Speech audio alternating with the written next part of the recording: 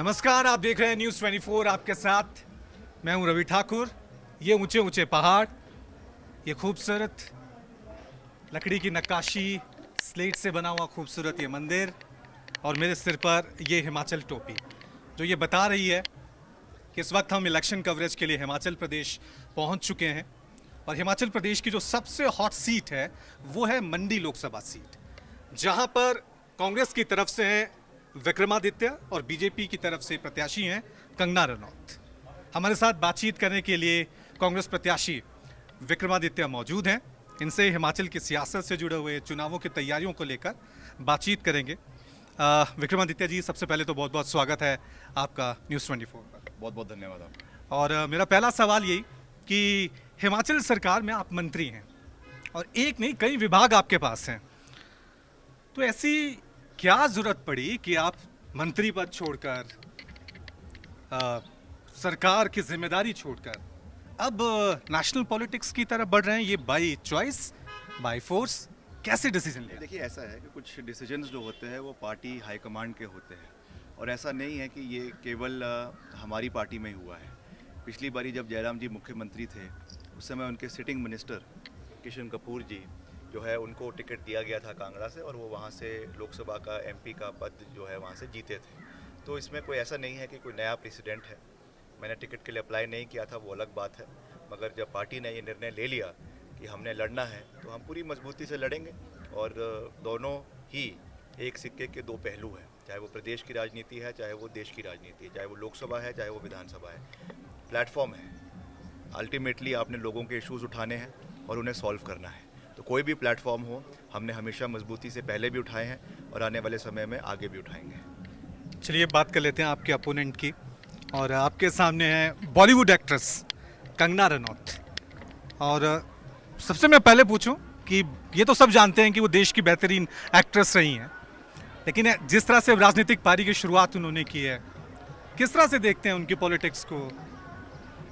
ये देश में बहुत से एक्टर्स रहे हैं, उनमें से एक वो भी है, तो अच्छी बात है। उनकी फिल्में आई हैं और अब वो यहाँ पर आई हैं, राजनीति में आई हैं, चुनाव लड़ रही हैं, तो अच्छी बात है।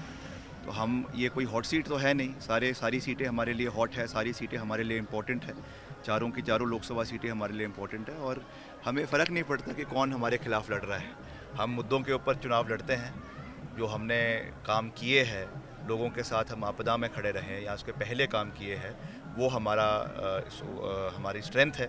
और जो विज़न हमारा आने वाले समय के लिए मंडी संसदीय क्षेत्र के लिए है, ख़ास करके क्योंकि ये हिमाचल का 2/3 इलाका है जोग्राफिकली, तो यहाँ पे हमने हर इशू को कवर किया है। चाहे वो यहाँ पे टनल्स का निर्माण की बात हो, चाहे सड़कों के निर्माण की बात हो, चाहे एक्स सर्विसमैन के मुद्दे हैं, हर इशू को हमने टच किया है। उसको हम आने वाले समय में पूरा करेंगे। क्योंकि कंगना रनौत ने जो सबसे, आप इशू की बात कर रहे हैं, जो सबसे बड़ा इशू उठाया है वो है परिवारवाद और नेपोटिज्म को लेकर, कि भाई ये मंडी लोकसभा सीट है, एक ही परिवार की तरफ जा रही है। आपके पिताजी सांसद यहाँ से थे, माताजी सांसद थे, अब आप पहली बार यहाँ पे लोकसभा चुनाव लड़ रहे हैं, कैसे जवाब देंगे? उनको थोड़ा सा आंखें जो है वो हमीरपुर की ओर भी फेरनी चाहिए। अनुराग ठाकुर जी कहाँ से आए हैं, कैसे बने हैं, उस चीज़ को भी देखना चाहिए। बीसीसीआई के जय शाह कहाँ से आए हैं, कैसे बने हैं। दुष्यंत सिंह जो राजस्थान से है, वो कैसे आए हैं और कैसे बने हैं। तो ये बातें तो कहने की होती है। अल्टीमेटली ये लोकतंत्र है, यहाँ पे राजशाही नहीं है, यहाँ पे परिवारवाद नहीं है।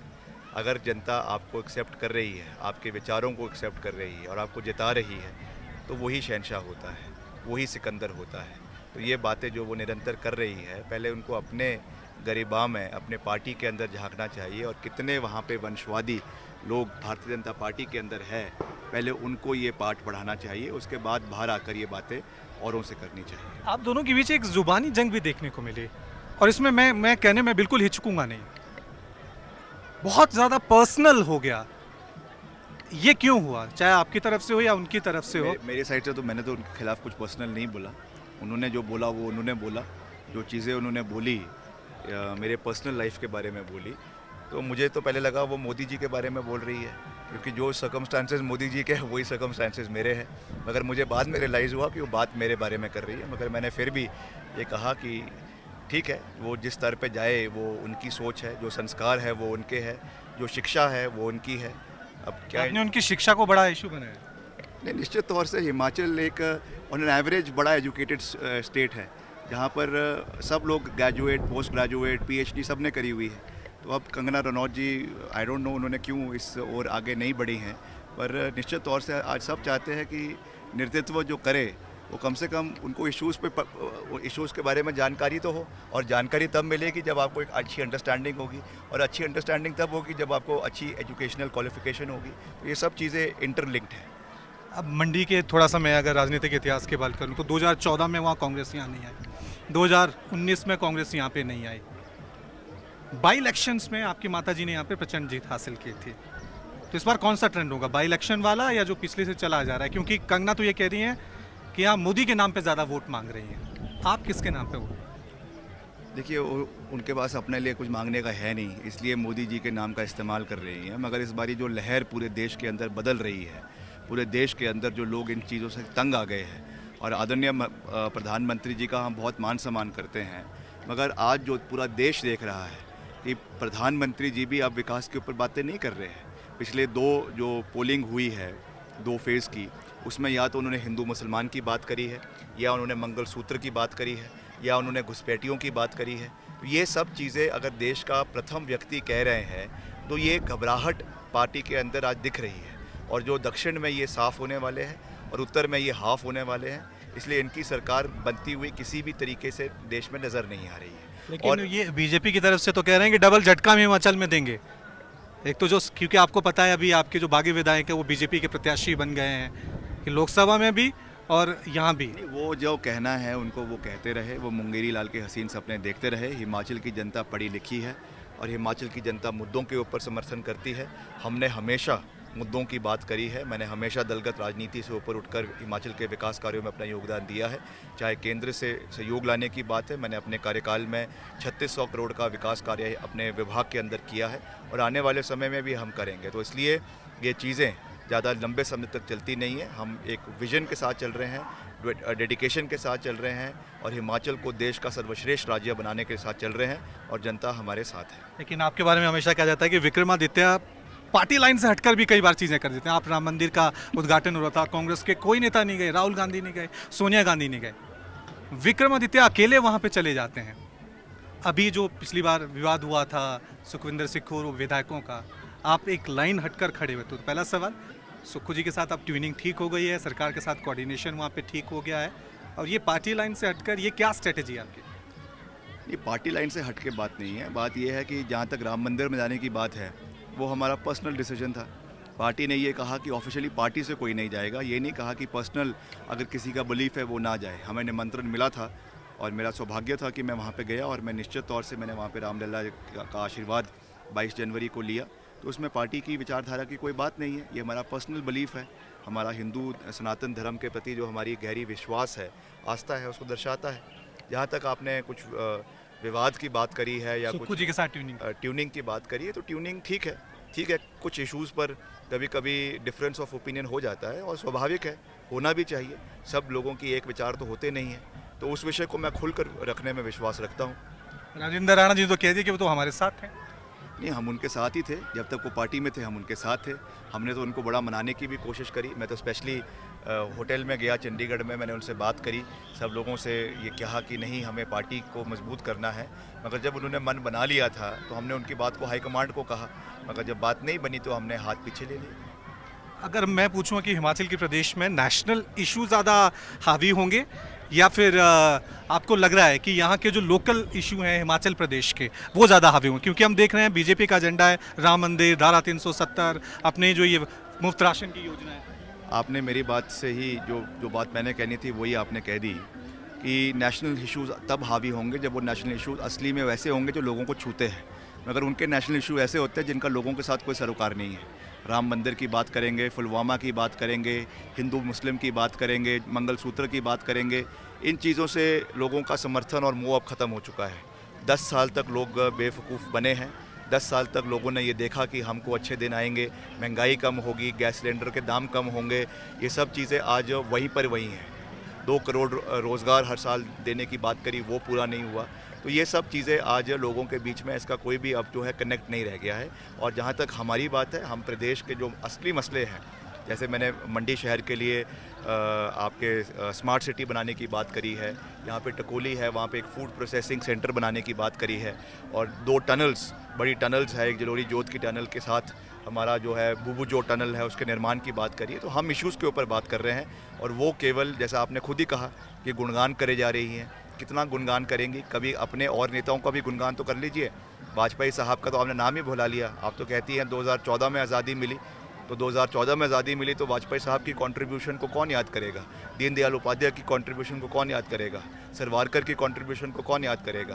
तो इस तरीके के बयान देना जो हास्यास्पद है, ये आज ये मैसेज पूरे देश में जा चुका है, प्रदेश में जा चुका है कि ये जो सनातनी विरोधी लोग हैं, ये जो हिंदुत्व विरोधी लोग हैं, आज ये जो हिमाचल में आए हैं, हिमाचल के सनातन को जो है कलंकित करने के लिए, ये हिमाचल के लोग इसका जवाब देंगे। एक और, क्योंकि अब आपके पास 2 चॉइस होंगी ये इलेक्शन जीतने के बाद, नेशनल पॉलिटिक्स, स्टेट पॉलिटिक्स, कौन सा प्रेफर करें? अब निश्चित तौर से इतनी मेहनत अगर हम चुनाव जीतने के लिए कर रहे हैं, तो जहाँ को पानी बह रहा है वहीं को ही जाएंगे। उल्टी गंगा में थोड़ी हाथ धोएंगे, जहाँ कुछ नीचे को जाएंगे सीधे। एक और, क्योंकि जयराम ठाकुर जो पूर्व मुख्यमंत्री हैं हिमाचल प्रदेश के, उनके बीच भी एक जुबानी जंग चल रही है। उन्होंने कहा कि आप यहाँ का वो डांस करके दिखा दें, लोकल भाषा चैलेंज कर रहे हैं आपको। ये देखिए, जयराम जी की तो मजबूरी है। जयराम जी की जो है ना, ये मोहतरमा जो है, ये उनकी गले की हड्डी फंस चुकी है, ना वो उसको निकल पा रहे हैं, ना उसको बाहर निकाल पा रहे हैं। जयराम जी तो बेचारे, उनकी जब वो कैंपेनिंग में जाती है तो जयराम जी उनकी गाड़ी में भी नहीं बैठ पाते हैं। जब वो कैंपेनिंग में जाती है तो जयराम जी उनके पीछे पीछे चलते हैं।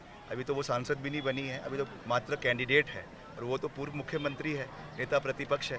तब भी जो है उनके पीछे पीछे जो उनको घूमना पड़ रहा है, वो उनकी राजनीतिक जो आज दिशा बन चुकी है, राजनीतिक दशा बन चुकी है, उस चीज़ को दर्शाता है।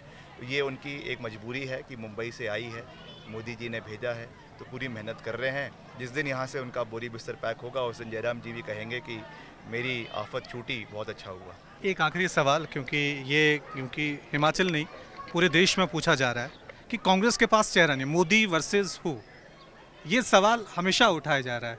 आपको लग रहा है ये कांग्रेस के थोड़ा सा कहेंगे कि बैकफुट पे ले जा रहा है? बिल्कुल ऐसा नहीं है। हमारे पास इंडिया अलायंस में बहुत से बड़े चेहरे हैं। राहुल गांधी जी उसमें से एक बहुत बड़ा चेहरा है, चाहे वो अखिलेश यादव है समाजवादी पार्टी से, चाहे वो और इंडिया अलायंस के पार्टनर्स हैं, अरविंद केजरीवाल है आम आदमी पार्टी से। अल्टीमेटली जब इनका बाद में चुनाव के बाद निर्णय होगा कि कौन लीडरशिप तय करेगा, उसमें मैं कोई नहीं होता कहने वाला, क्योंकि वो पार्टी के सेंट्रल लीडरशिप और जो कंबाइंड इनका सिस्टम है वो देखेगा इन चीज़ों को।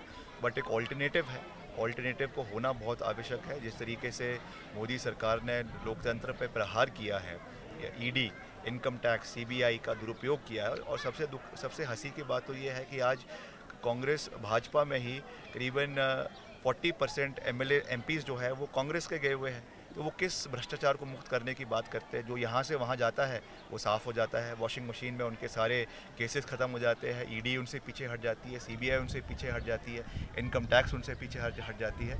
तो ये चीज़ें अब लोगों को समझ आ चुकी है, और लोग अब इन चीज़ों में ज़्यादा उनका मोह रह नहीं गया है। बस आखिरी सवाल, कंगना जिन्हें राहुल गांधी से कंपेयर किया कि मैं शब्द वो बोलना नहीं चाह रहा हूँ, बड़ा और छोटा पप्पू जैसे शब्द उन्होंने यूज़ किए, आप क्या कहेंगे ये जो जुबानी चल रही है कंगना को यहाँ से? अब उनकी एजुकेशनल क्वालिफिकेशन इतनी है तो मैं सहानुभूति रखता हूँ उनके साथ, उससे ज़्यादा उनको शब्दावली आती नहीं है। जितनी एजुकेशन होगी आदमी की उतना ही तो बात करेगा, तो शिक्षा ही इतनी है, तो इससे ज़्यादा उनके पास वोकैबुलरी नहीं है। तो उनकी शुभकामनाएं हैं, जो उन्होंने कहना है वो कहें, जितनी गालियाँ देनी है दें, पर मैं तो यही निवेदन रहेगा कि कम से कम हिमाचल के मुद्दों की बात तो करें। आप इस तरीके की शब्दावली का प्रयोग करके अगर आपको लग रहा है कि आप हिमाचल के लोगों का दिल जीत जाएंगी, तो आप एक बहुत बड़ी गलतफहमी में हैं, और वो गलतफहमी आपकी 4 जून को दूर हो जाएगी। शुक्रिया विक्रमादित्य सिंह जी, हमारे साथ बातचीत करने के लिए। हमारी तरफ से आपको ढेर सारी शुभकामनाएं। Thank you.